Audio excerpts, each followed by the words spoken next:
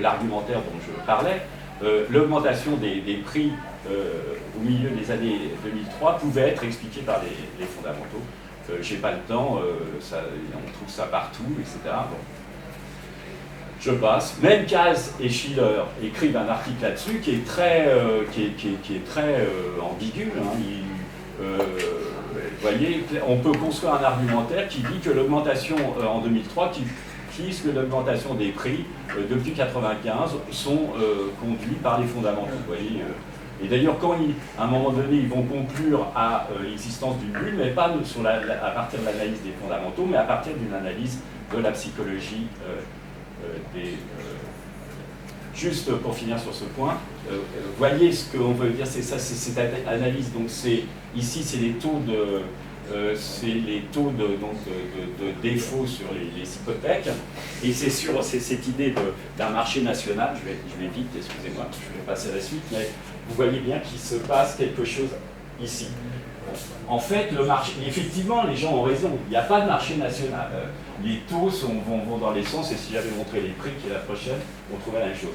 Et là, à partir d'un certain moment, il y a une corrélation. Et vous savez quel impact a eu la corrélation, évidemment, sur le risque de la titrisation, qui était liée presque entièrement sur le fait qu'on sectorialisait et qu'on pensait que ce n'était pas corrélé. Donc, on a... D'ailleurs, cet auteur, voilà, c'est ça qu'il dit. Il dit qu'il y a eu une transformation de paradigme. C'est ça qu'on peut appeler incertitude radicale. À un moment donné, il se passe quelque chose de nouveau, et ça peut renvoyer, d'ailleurs, vous citiez tout à l'heure Robert Schiller, qui met beaucoup l'accent, comme d'autres, sur l'idée des nouvelles ères. Vous savez, c'est cette idée que les bulles sont toujours souvent corrélées à l'idée que nous rentrons dans une nouvelle période, ce qui justifie les hausses de prix, etc. Et en effet, la nouvelle période, c'est aussi le fait qu'on est devant quelque chose qu'on ne connaissait pas. Ok, ça, vous l'auriez pour les prix. Ok. Voilà, le résultat de ce papier de Sanders pour le risque est que, prenons simplement ce qui est en gras, les modèles de gestion sophistiqués du risque, basés sur les données historiques, peuvent conduire à des erreurs.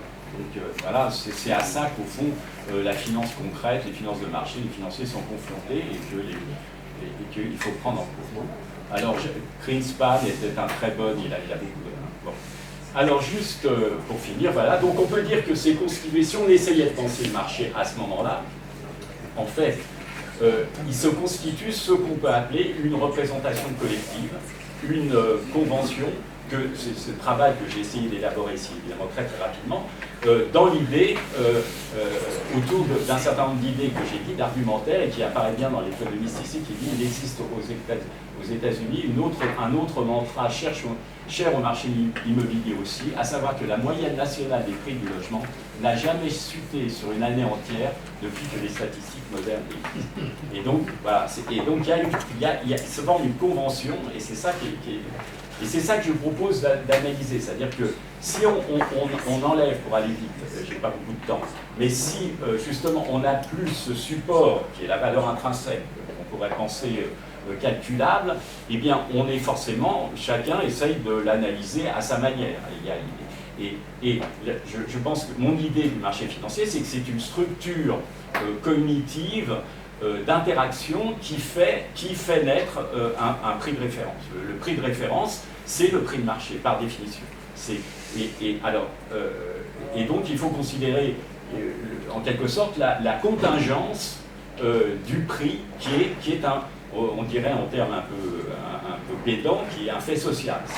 C'est le marché qui produit quelque chose et lui seul. Et je pense que il est difficile, ça serait une autre thèse, il est difficile en quelque sorte de penser des jugements privés, des appréciations privées qui donnent une appréciation collective, comme on le fait d'habitude. Évidemment, il y a quelque chose de vrai, mais en fait, il y a tellement de boucles d'interaction. Il faut penser cette structure comme étant tellement en interaction qu'en fait, elle produit quelque chose de sui generis, qui est le prix. Alors, je passe, et en fait, ce que je pense, c'est qu'en fait, on n'a pas, je ne cite pas, on n'a pas le temps, le concours de beauté, mais le concours de beauté explique assez bien, c'est-à-dire il montre que le marché est une structure d'interaction où chacun agit par rapport à autrui. ce qui se passe, c'est qu'on n'a aucun bon modèle, on a des modèles partiels, etc., mais on n'a aucun bon modèle de véritablement ce fonctionnement-là. Alors ce que j'ai essayé de faire, moi, c'est que j'ai utilisé l'idée du concours de beauté, qui est en fait, le concours de beauté n'est déjà qu'un modèle approximatif de la réalité, mais en prenant le concours de beauté, notez que chez Keynes, il dit on va jusqu'au 2 ou 3, mais on ne sait pas très bien ce qui arrive après. Et ce que j'ai fait, c'est que j'ai utilisé les modes, c'est-à-dire c'est un modèle de coopération, c'est un modèle, la théorie des jeux de coordination parfaite, du type, vous voyez, il faut choisir une année ou des choses, excusez-moi, je vais revenir. Donc du type, un modèle de coordination, c'est, bon, il faut qu'on choisisse par exemple un nombre, chacun dit un nombre, et celui qui est le plus près du nombre moyen, qui est le plus près du nombre majoritaire, gagne un pourcentage avec quelque chose de ce type-là. Et donc on est dans ce type de structure. Et ce qu'on peut analyser conceptuellement, et pratiquement expérimentalement de ce type de structure, et c'est ce que ça c'est les travaux de Sogden qui fait ça, mais on n'a pas le temps de le faire, mais le grand résultat, c'est que ce qui émerge n'est pas, est distinct et autonome, c'est incroyable, par rapport au jugement premier. C'est-à-dire, ils ont fait une expérimentation, ils ont demandé qu'est-ce que vous pensez, évidemment pour les nombres, ça va vous changer, qu'est-ce que c'est que vos nombres ou qu'est-ce que c'est que vos années. Alors on pourrait croire que, ensuite, quand on va faire le jeu de coordination, hein, excusez-moi, il y a deux, on essaye de savoir ce qui arrive dans un jeu de coordination, c'est-à-dire où on dit, vous allez gagner si vous êtes près de la majorité.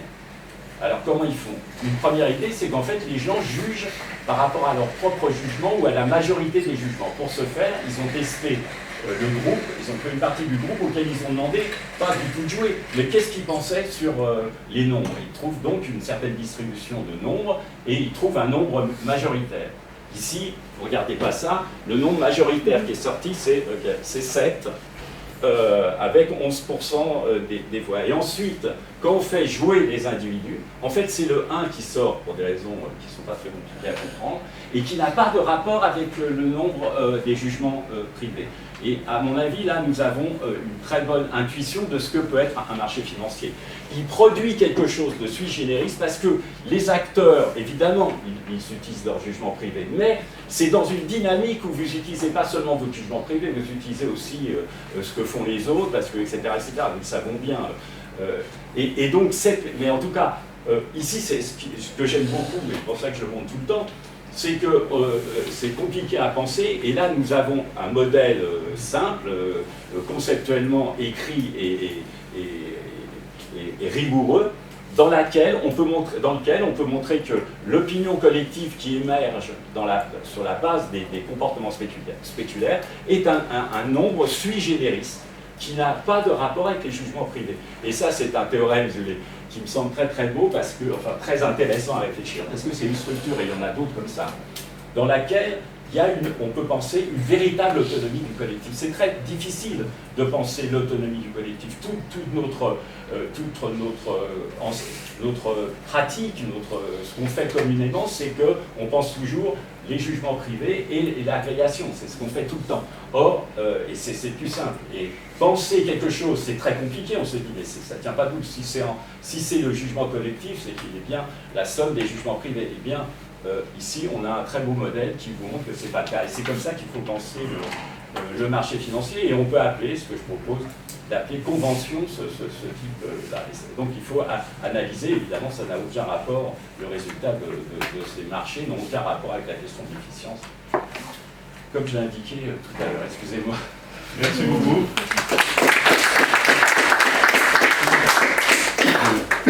Si on revient au papier précédent, que de biais, on va parler à nouveau convention d'autoréférentialité. Je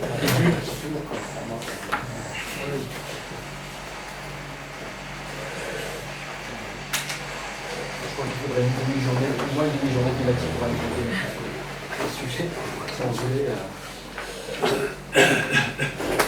Bien, allez. Bien, bonjour.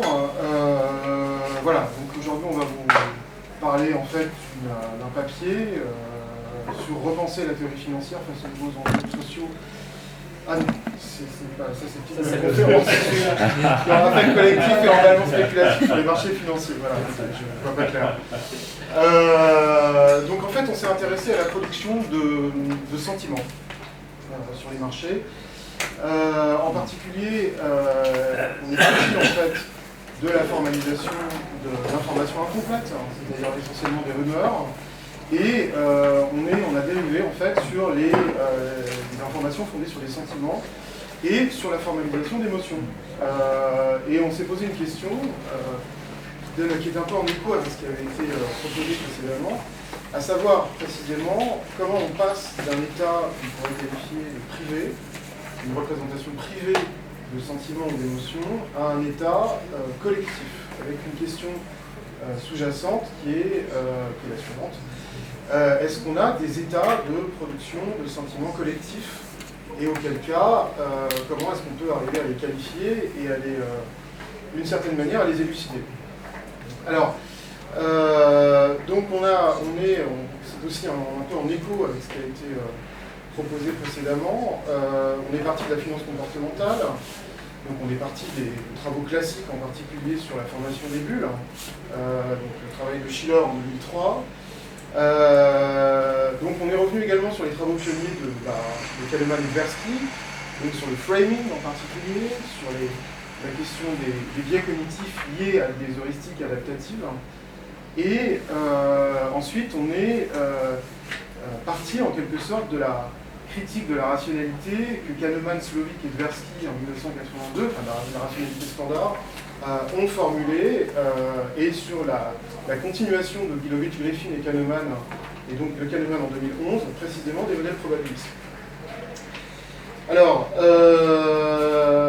de là, là aussi, on a connecté une autre littérature, qui est la littérature en fait des délibérations, c'est-à-dire de la manière dont des attentes cognitives permettent de préconstituer en quelque sorte des attentes sur des prix ou des attentes sur la formalisation entre guillemets d'effets spécifiques. Alors il y a un papier qui est très intéressant de Finucane, Al-Khamenei, Slovic et Johnson qui conçoivent un système heuristique et dans cette heuristique en quelque sorte des percolations d'émotions qui sont des percolations non linéaires, qui peuvent advenir de manière non linéaire au sens où il n'y a pas effectivement de phénomènes nécessairement causaux entre les émotions produites. Alors,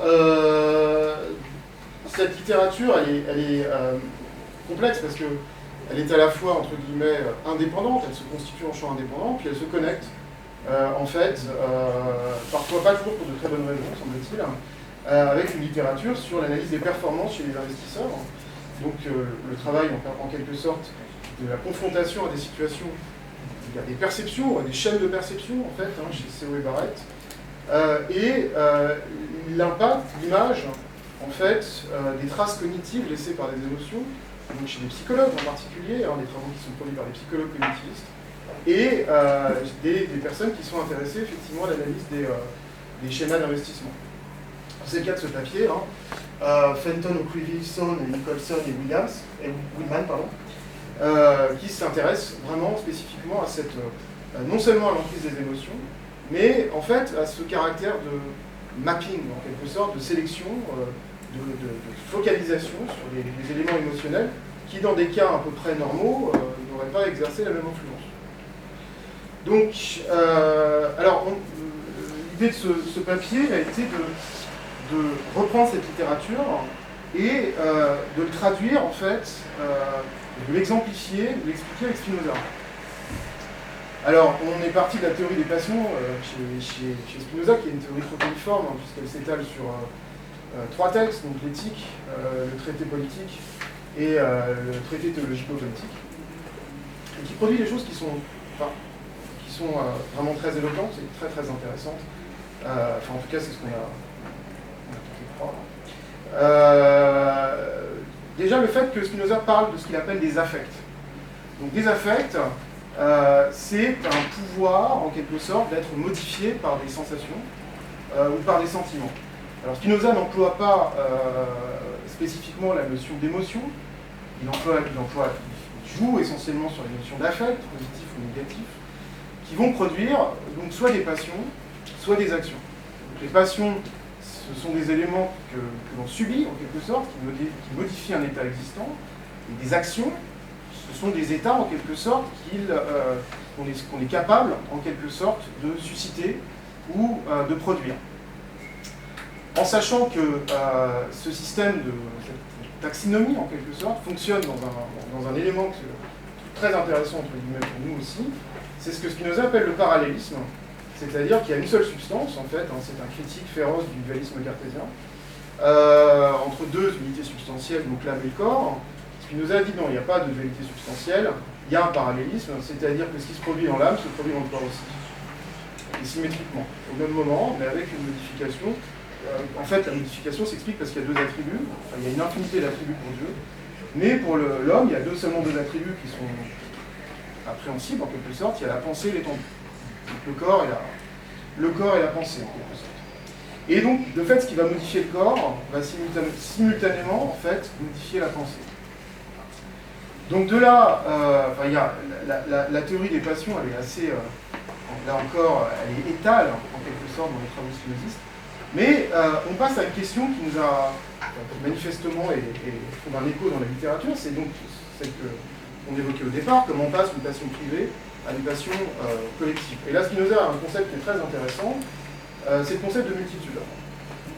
Donc en fait, Spinoza a une phrase qui est très célèbre, en fait, alors, il est contemporain d'événements historiques en Hollande, où il y a une destruction, en fait, il y a deux partis en Hollande, les orangistes en particulier et les autres.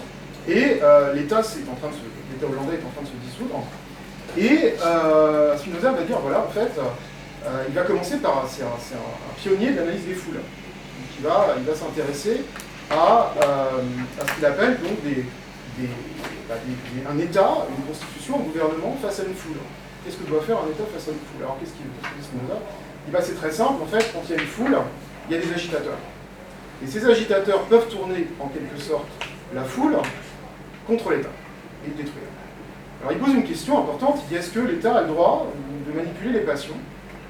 Parce qu'il y a derrière une autre question qui est la question du droit naturel, qui dit, bon, voilà, soit en gros on détruit la liberté, et donc on embastille tout le monde, en gros, on instaure un régime policier, soit en fait l'alternative c'est on manipule les foules, mais on ne les manipule pas avec la raison, parce que ça ne marche pas. On les manipule avec les passions. Donc la question que pose Spinoza, c'est a-t-on le droit, ou a-t-on, en fait, dans la raison d'être d'un État, est-ce qu'on a la possibilité, ou est-ce qu'un État doit manipuler les passions? Et là, il y a ce que certains commentaires appellent, comme Popkin, appelle le moment machiavélien chez Spinoza. Spinoza dit oui. Non seulement c'est pas un droit, mais c'est un devoir. C'est-à-dire que l'État est une structure qui doit persévérer dans son être.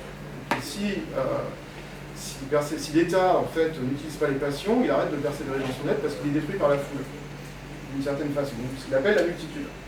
Donc, pris deux exemples. Donc, la manipulation des passions populaires, en fait, c'est l'idée d'éviter d'être détruite par ces passions, donc c'est dans le traité de logico-politique. Et puis, enfin, voilà, effectivement, ce n'est pas en effet la raison, mais ce sont les passions seules qui gouvernent la foule. Donc, il y a, entre guillemets, un gouvernement de la multitude chez Spinoza. Et on a trouvé une analogie qui nous a semblé intéressante avec les marchés financiers, en quelque sorte, donc avec la production d'émotions, de sentiments. A-t-on affaire, finalement, dans certains cas, à autre chose qu'une multitude en devenir quand on parle d'un marché financier?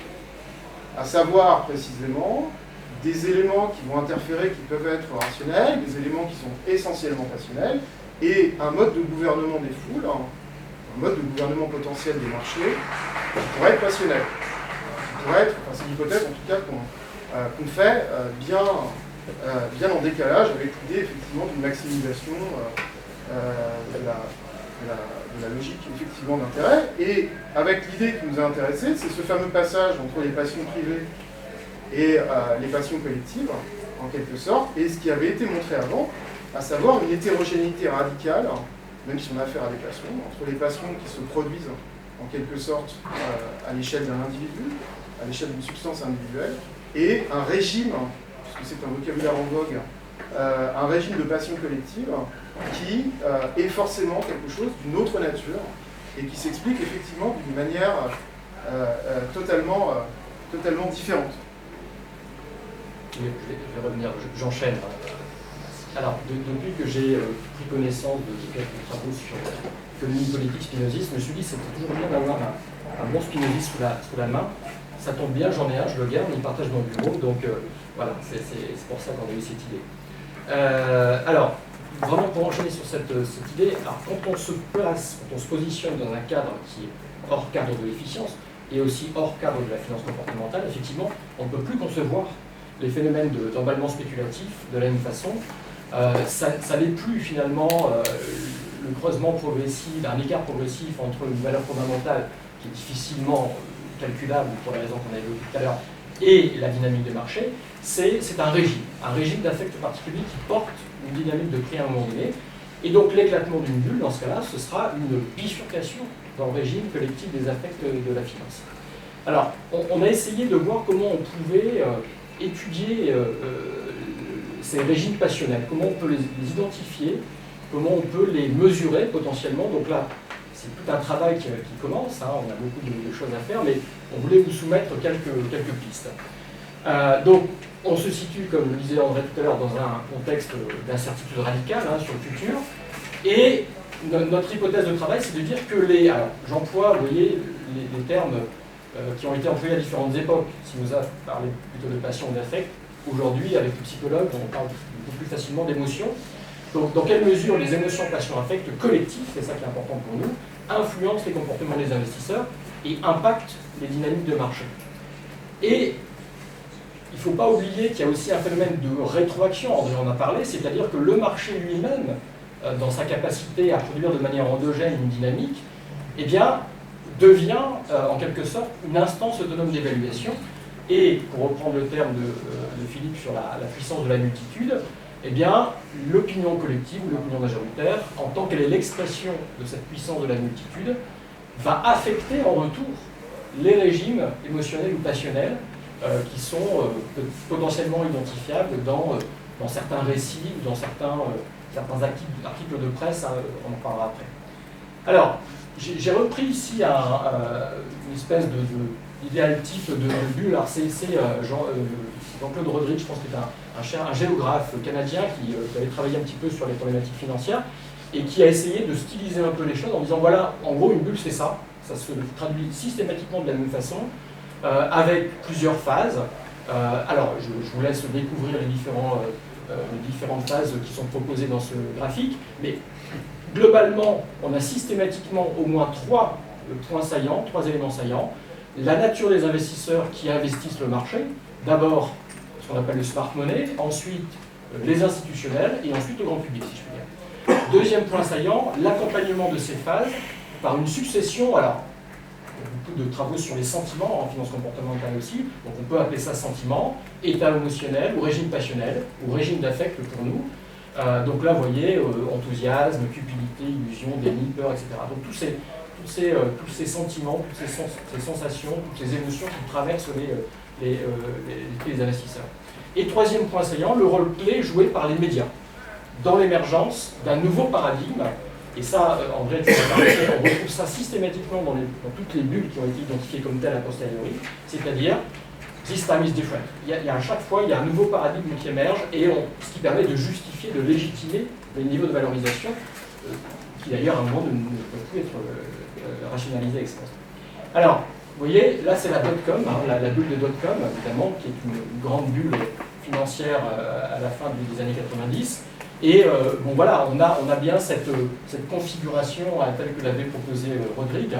Alors, j'ai donné, il y a quelques exemples. Hein, vous voyez, la bulle japonaise sur le Nikkei. Vous avez la bulle immobilière, on en a parlé tout à l'heure.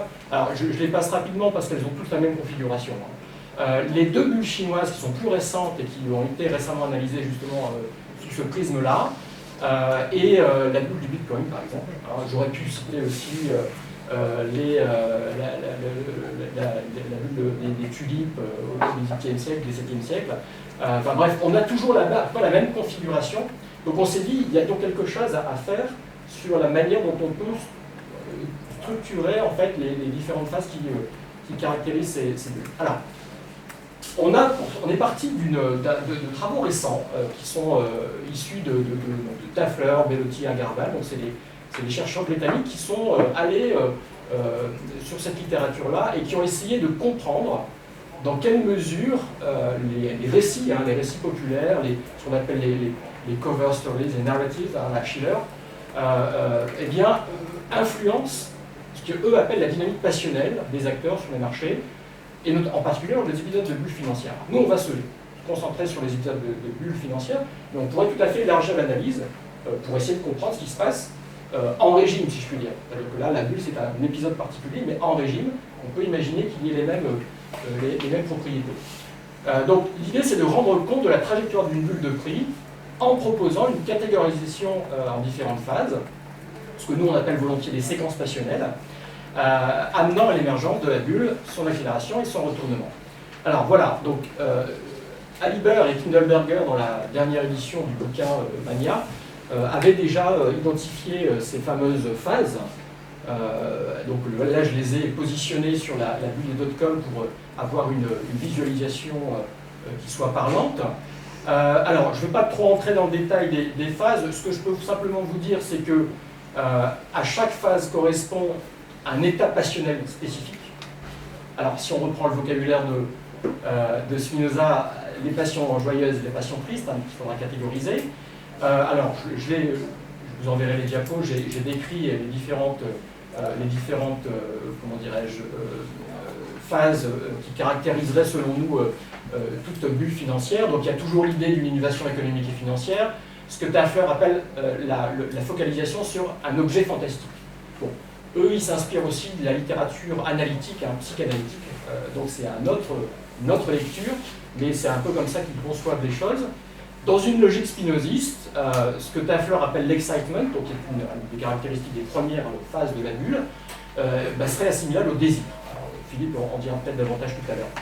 La naissance de la bulle, ce que Tafler appelle le rush to possess, donc là on a l'entrée en jeu des cover stories, etc., qui viennent essayer de légitimer la croissance des prix. Parce qu'il faut bien à un moment donné faire des récits, on en parlait tout à l'heure. Et alors je cite simplement un papier qui m'a vraiment interpellé de Bonza et Garou, qui sont des sociologues en 2007, qui avaient montré à quel point, durant la bulle Internet, eh bien, certains analystes financiers, notamment Henry Blodgett, avaient réussi finalement à rationaliser, je dirais, la croissance des prix d'Amazon, qui était passé de 40 à 400 $, en proposant finalement de nouveaux framing, en fait, de nouveaux outils de valorisation, de nouvelles métriques, mais bon, c'était relativement limité quand même à l'époque. En langage spinoziste, les individus ont le désir de continuer à éprouver la joie qu'ils ont connue une fois, et éprouvent la joie comme continuation, augmentation de leur conatus. Philippe dira deux mots du conatus, parce que c'est un concept de Spinoza. Bon, voilà, la phase comment dirais-je, d'euphorie, où là, effectivement, on a toute une série d'accentuation des passions, en quelque sorte, à l'état national absolument euphorique. Donc c'est là où intervient le fameux Islamist different, pour légitimer les choses. Et progressivement, on s'aperçoit quand même qu'il y a une espèce d'aveuglement au désastre, et qu'à un moment donné, on ne va plus pouvoir rationaliser finalement par les indicateurs classiques ce qui est en train de se passer. Voilà, la panique intervient, donc là c'est fini, on ne peut plus rationaliser. Alors ce qui est intéressant, c'est qu'il n'y a pas forcément une nouvelle information. L'ensemble d'informations n'est pas fondamentalement modifié, c'est pas ça qui crée en fait, il n'y a pas un choc exogène qui crée un retournement. Donc c'est toujours le problème, on se pose toujours la question avec André sur la manière, le mécanisme par lesquels le retournement de la convention haussière à un moment donné se fait, mais bon, ça c'est une vraie question. Et puis vous avez donc une phase que Tafler appelle le revulsion and blame, où là on cherche des responsabilités. Alors c'est l'opacité des produits, c'est les asymétries d'information, c'est la cupidité de Kerviel ou autre escroc, enfin Kerviel n'est pas escroc, mais bon, Madoff plutôt on va dire. Voilà. Et c'est le stade des passions tristes chez Spinoza, Philippe en reparlera s'il le faut. Alors, ce que je vous propose maintenant, vraiment en 2-3 minutes, c'est quelques points de méthodologie sur ce qu'on veut faire nous concrètement pour essayer de mesurer cette succession d'états passionnels. Alors, on voudrait mener une analyse textuelle, donc identifier une bulle sectorielle ou une bulle globale de marché, réaliser une analyse textuelle articles publiés dans des médias financiers dans un premier temps. On pourrait utiliser les réseaux sociaux, mais on va laisser ça de côté pour l'instant. Et voir finalement si on peut identifier des catégories sémantiques dans lesquelles on retrouverait systématiquement des termes qui apparaîtraient avec des degrés de science plus ou moins importants selon les phases. Donc les termes qu'on peut retenir, c'est excitement, mania, panique, anxiety, etc. et revolution. Bon. On va essayer de scinder l'épisode de bulle et de son traitement en plusieurs périodes successives et on va mesurer la fréquence d'apparition des termes appartenant à chacune des 6 catégories passionnelles qu'on a identifiées. Et ce qu'on veut faire, c'est faire un lien entre ces catégories, donc voilà les termes qu'on pourrait, qui seraient caractéristiques de ces grandes catégories sémantiques, donc excitement, mania, anxiety, panique, evolution, donc voilà les termes, donc c'est en anglais, donc si on regarde une bulle française, évidemment, on verra ce qui se passe en français, les mots ont un sens, évidemment, et le langage aussi. Et ce qu'on veut faire, c'est, à partir des hypothèses suivantes, essayer de mettre en lien, justement, la fréquence d'apparition de certains termes qui appartiennent aux différentes catégories des séquences passionnelles qu'on a indiquées, et les dynamiques de marché. Alors, c'est très rudimentaire pour l'instant, on veut simplement mettre en débat la question. Donc, les hypothèses qu'on pose, c'est de dire que lors d'un phénomène de bulle spéculative, les régimes passionnels sont étroitement associés à une trajectoire de prix. Une séquence d'émotions positives, alors ce qu'on appelle l'émotion positive, c'est excitement, mania, donc on est dans la phase croissance de la bulle, est associée à des returns positifs. Lien avec la volatilité et les volumes, c'est beaucoup plus compliqué à appréhender. Et une séquence d'émotions négatives, évidemment, sera associée avec des returns négatifs. Bon, voilà, on essaiera de construire une espèce de matrice de corrélation, je vais conclure. Et on a ces 2 hypothèses qu'on va essayer de mettre en œuvre au travers de modèles économétriques, dans un premier temps très simple, on verra si on peut les complexifier, c'est de dire que non seulement les régimes passionnels vont influencer la dynamique des prix, mais la dynamique des prix elle-même, donc le marché est une force autonome d'évaluation, va rétroagir sur les séquences émotionnelles. Alors voilà, modèle très simple de régression qu'on voudrait mettre en œuvre dans un premier temps, en le différenciant selon les 5 phases que je viens de citer, que je vous ai illustrées ici pour que ce soit plus parlant. Et puis, pour aller plus loin, on voudrait surtout, notamment par exemple au travers d'un modèle de type VAR, essayer de voir s'il y a un effet de lead des émotions sur le marché, ou s'il y a un effet de lead des marchés vers les émotions, et ce que je crois plus profondément, c'est-à-dire un phénomène d'interaction entre les deux. Donc voilà ce qu'on va essayer de faire, on n'en est qu'au début, il y a un gros travail, on va dire d'abord pour compulser tous les articles et faire de l'analyse textuelle des contenus, donc là il y a un gros travail méthodologique. Après la partie économétrique sur les dynamiques de prix, ça devrait aller plus vite, mais là il y a d'abord ce travail préalable à faire. Je vous remercie de votre attention. Très bien, merci pour ces superbes présentations qui se recoupent bien parce qu'ils permettent à la fois d'entrevoir les racines keynésiennes de la théorie des conventions avec cette hypothèse de non-ergodicité, non probabilisable, et voir comment ça se répercute sur les conventions. Et puis on voit aussi les extensions de cette théorie avec cette analyse détaillée des affects, des désirs, des passions qui peut expliquer la volatilité des cours. Et tout ça étant bien entendu connecté avec les discussions sur la finance comportementale. Alors moi, quand je vous écoute, je me pose une question, alors qui est une question assez difficile. Alors je profite de vous avoir tous sous la main pour vous la poser en groupe. Elle porte sur finalement, non pas la discussion épistémologique, mais plutôt sur la question ontologique, l'ontologie de la valeur. Est-ce que vous êtes plutôt dans une ontologie subjectiviste, finalement le prix est une intersubjectivité qui peut être expliquée par des structures, mais au final, tout ce qu'on sait de la valorisation, c'est qu'elle nous semble objective parce qu'elle est collectivement acceptée. Okay, ou alors, est-ce que vous maintenez quand même l'hypothèse selon laquelle il existerait une valeur, quelque part, qui serait indépendante des représentations qu'on construit à son sujet, c'est-à-dire une valeur qu'on ne pourrait pas accéder par l'observation, mais qu'on pourrait essayer de mesurer. Alors moi je pense par exemple au réalisme critique de Tony Lawson, qui est d'ontologie à plusieurs couches.